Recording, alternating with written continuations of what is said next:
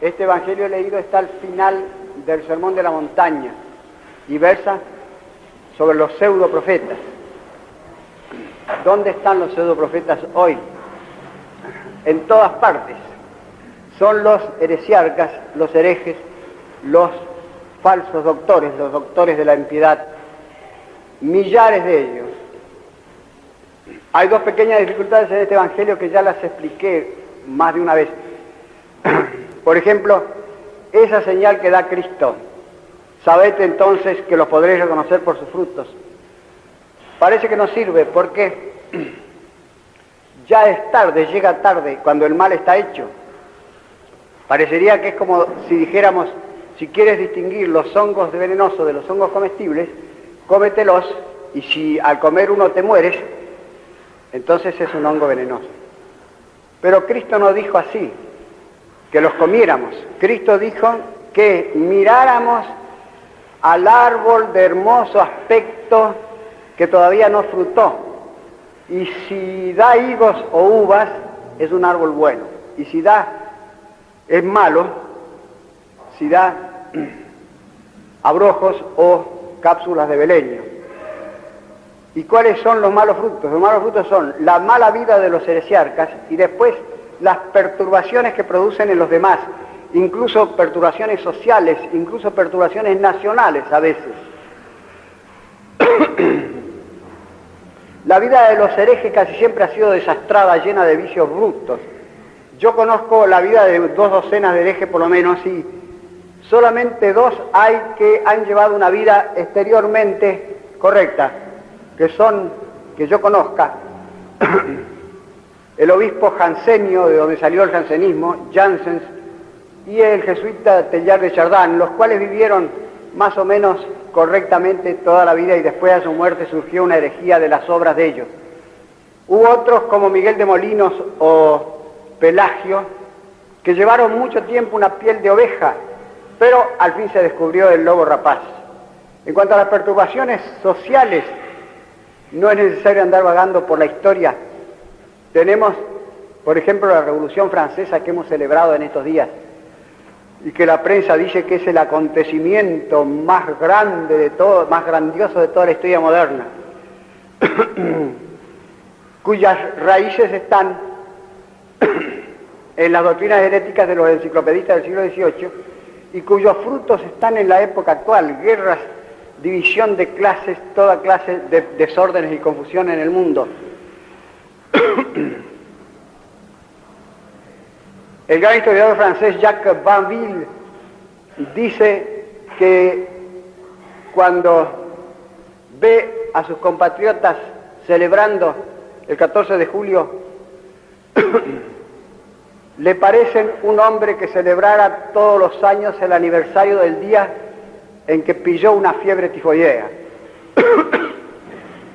Y ahora, el jueves pasado, 1 millón de franceses han celebrado en París la tifoidea.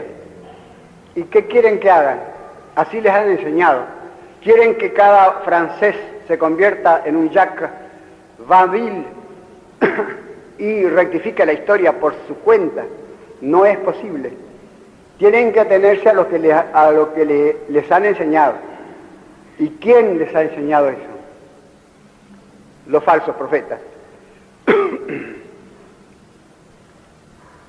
La otra dificultad no tiene importancia para nosotros. Es la dificultad de que los heresiarcas actuales no hacen profecía, por tanto no son falsos profetas. Pero los profetas hebreos eran los que enseñaban la religión.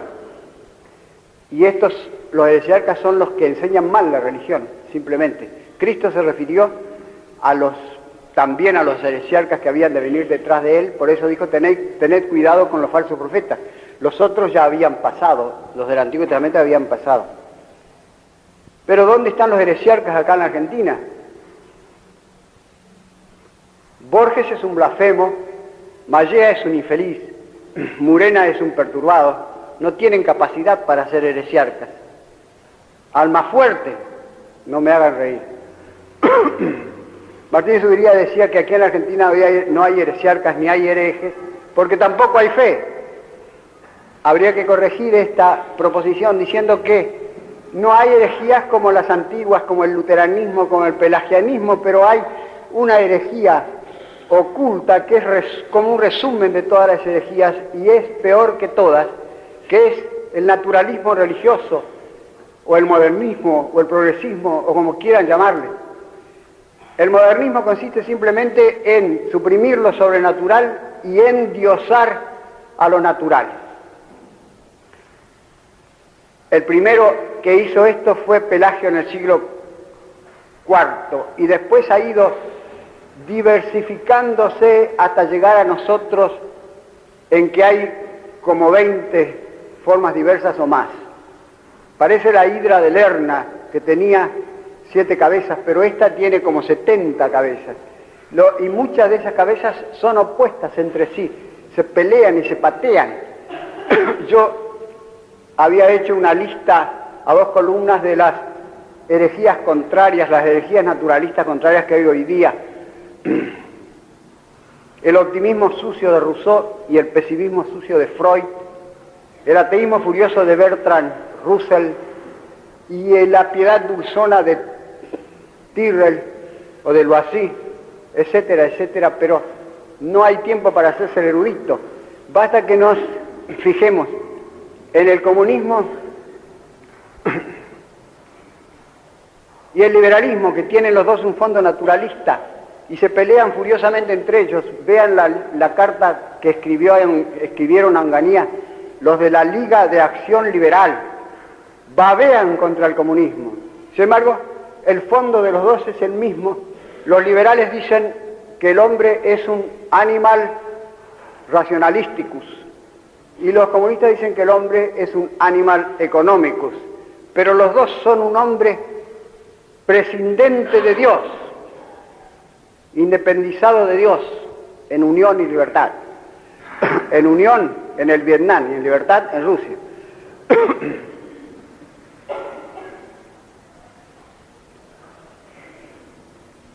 De manera que voy a tocar brevemente a los dos capos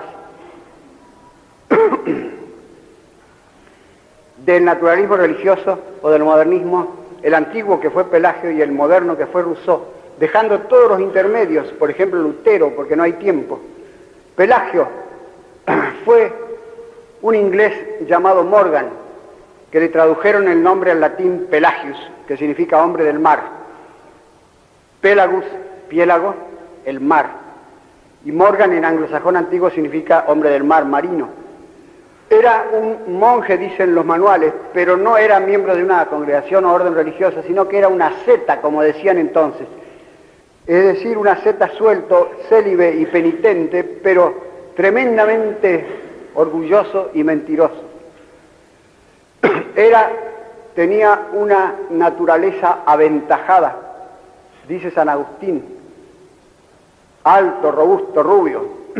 Fue a verlo a San Agustín a Hipona, no lo encontró, le escribió a las cartas, le contestó San Agustín, lo engañó a San Agustín al principio, después San Agustín se convirtió en su adversario más decidido y lo aniquiló doctrinalmente o teóricamente en sus 3 libros contra pelagianos, el último de los cuales es el principal, se llama De Gratia Christi et de Peccato Originali, o sea, las dos cosas que negaba Pelagio. Pelagio negó la gracia de Cristo y el pecado original. Se le levantaron las iglesias donde predicaba y entonces él admitió la gracia de Cristo y el pecado original de labios afuera, porque la gracia de Cristo era la naturaleza humana que que Cristo nos da gratuitamente, o Dios Padre nos da gratuitamente. Y el pecado de Adán no era heredable. Todo niño que nace en las mismas condiciones en que nació Adán, en que vivió Adán, decía Pelagio, y así anduvo soslayando, tergiversando, gambeteando, simulando toda su vida, dando muchísimo que hacer a 6 papas y a 20 concilios provinciales. Su doctrina se extendió enormemente, se fue utilizando cada vez más, sobre todo en Francia, con los llamados semi-pelagianos. Si a Pelagio le hubiesen presentado un modernista actual, por ejemplo Rousseau, se hubiese ido de espaldas. Yo no niego eso, hubiese dicho. Y sin embargo, en Pelagio está Rousseau en germen, porque si usted niega el pecado original, la gracia es vana, los sacramentos son vanos, la redención de Cristo es vana, superflua, la iglesia es vana, la naturaleza humana es buena y no hay más que seguir los dictados del corazón para acertar siempre, dirá 14 siglos más tarde Rousseau. Rousseau es el padre del modernismo actual, porque a esta doctrina teológica, teórica de Pelagio, él le agregó la práctica, o sea, corrompió el cristianismo. Rousseau fue un hombre blanducho, corrompido, semidemente, de hecho, murió demente y se suicidó, según parece. Menéndez Pelayo, en sus Heterodoxos Españoles, tomo cuarto, dice que Rousseau fue menos canalla que Voltaire, pero hizo más daño.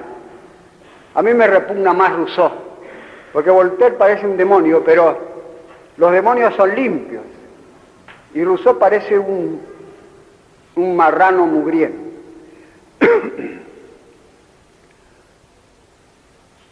Nos legó la doctrina de la salud y de la santidad y al final de la deidad de la naturaleza humana. Así evolucionó la doctrina de Rousseau, porque está contenido en germen, en la negación del pecado original, todo eso.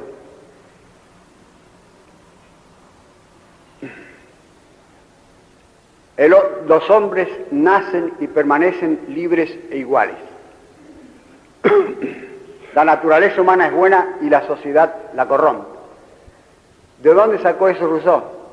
Lo sacó de su naturaleza, la cual era buena. Él era bueno, inmensamente bueno. Su corazón era un abismo de bueneza y de bondad. Cualquier cosa que él hiciera, aunque sea abandonar en la calle uno tras otro los 5 hijos que tuvo, era bueno, porque su corazón era inquebrantablemente bueno.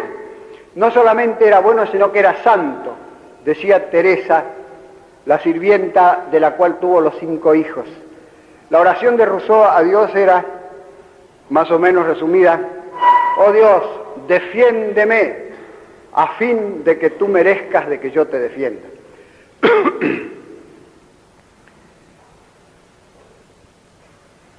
Esta doctrina de que cualquier cosa que uno haga, si ama a Dios, no es pecado, es buena, pertenece a una herejía casi contemporánea de Rousseau, que es el quietismo de Miguel de Molinos, un sacerdote español que vivió en Roma, hacía profesión de padre espiritual, de director espiritual, tenía muchísimos penitentes y sobre todo penitentas. Escribió un libro remilgado que se llama La Guía Espiritual acerca de la oración mística, y tenía una fama enorme en la ciudad eterna, hasta que se descubrió que ocultamente enseñaba que uno podía hacer toda clase de pecados carnales con tal que tuviese el pensamiento fijo en Dios, no eran pecados. Y él daba el ejemplo de eso en forma muy copiosa, oculta.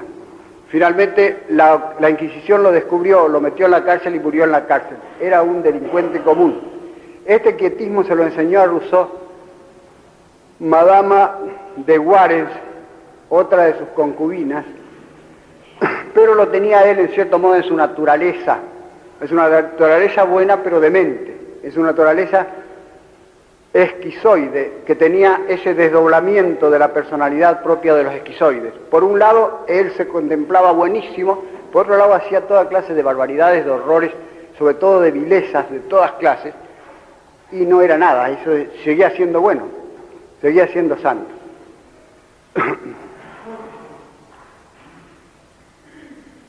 De ahí se derivó el naturalismo actual, porque entre estos dos corrompieron el catolicismo. Rousseau fue católico 26 años, después se pasó al calvinismo. Madame de Warens era católica, era buena, tenía estampitas de María Santísima, aunque ella fuera enteramente lo contrario de María Santísima.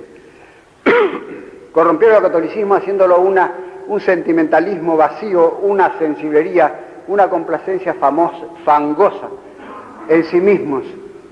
Y así, una vez que el cristianismo está hecho eso, está vaciado de lo sobrenatural y convertido en una cantidad de mitos hermosos o feos según el gusto de cada uno, ya poco importa que se conserven los dogmas de labios afuera, los dogmas hermosos para Unamuno, los dogmas feos o los mitos feos para Carducci, es lo mismo.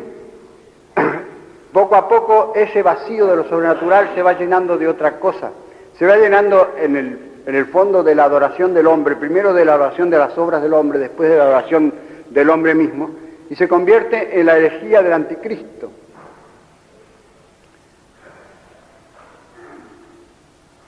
Cualquiera sea la posición que uno tome, por ejemplo, Herley dijo: yo no creo en Dios, pero creo en los curas como factor electoral. Y Atilio del Oro Maini dijo: yo creo en Dios y creo en los curas, pero entrego la universidad a los comunistas. Un ateo y una columna de la iglesia. Pero si son naturalistas es lo mismo. De modo que así vino desarrollándose hasta nosotros esa herejía del anticristo, que consiste esencialmente en negar lo sobrenatural y deificar lo natural. Tiene tres fases o pasos, porque primeramente el cristianismo se convierte en una cosa inútil, superflua, vana. Si Cristo, no necesitamos la religión de Cristo, nuestra naturaleza es buena. La segunda parte consiste en que esa cáscara del cristianismo despojado de su contenido, que son los dogmas, se convierten en mitos, es decir, en imágenes poéticas, en recuerdos históricos, como el Cristo de Velázquez, de Unamuno. Y finalmente, como el hombre la naturaleza aborrece el vacío, esa cáscara vacía se comienza a llenar de otra cosa. El diablo la llena de la adoración del hombre, la llena de sí mismo, en el fondo, porque el hombre es un animal dependiente, un ser dependiente, y siente necesariamente su dependencia de una manera u otra, de manera que si rehúye o rechaza la dependencia sana, que es su dependencia de Dios, entonces empieza a buscar otros dioses de quienes depender y empieza a adorar prácticamente al Estado o a la razón o a la ciencia o a la estética, o sea, las obras del hombre. No adorarás las obras de tus manos, dice el segundo mandamiento. Y después empieza a adorarse a sí mismo, con el nombre de humanidad, o con el nombre de patria, con el nombre de libertad. O simplemente se adora a sí mismo como los semilocos que se creen dioses, o se adoran a sí mismos prácticamente con una soberbia desmedida. Y así cumple su ciclo esta herejía. Si Martín Zuviría nos dijera ahora que en la Argentina no hay idolatría, habría que decirle que hay más idolatría ahora que en tiempo de los guaraníes. Hay una idolatría contaminada de tanguismo. Todo en la Argentina parecería que está contaminado de tango y de mate. De manera que en contra de esto lo que nos conviene es afirmar con firmeza y hasta con descaro lo sobrenatural. ¿Para qué lleva usted esa medallita? Para hacer rabiar a los gansos, contestó Ramón Dol. Por lo tanto, debemos afirmar que, dejados a nosotros mismos, somos todos unos canallas, como decía Kierkegaard, que sin Cristo no podemos hacer nada, que Dios es amable, pero también es temible, como decía el global de hoy, que leímos hoy, que necesitamos de la redención de Cristo, que existe la perdición eterna y la salvación eterna, que fuera de la Iglesia no hay salvación, que solamente Dios puede salvarnos de la nada, y la nada está en nosotros. O sea, debemos afirmar todo el credo de las cosas visibles e invisibles con toda su retabilidad de milagros y de misterios, porque yo creo eso, no lo entiendo, por eso lo creo, porque si lo entendiera yo, o Dios no sería Dios, o sería Dios yo. Si Dios no existe, entonces yo soy Dios.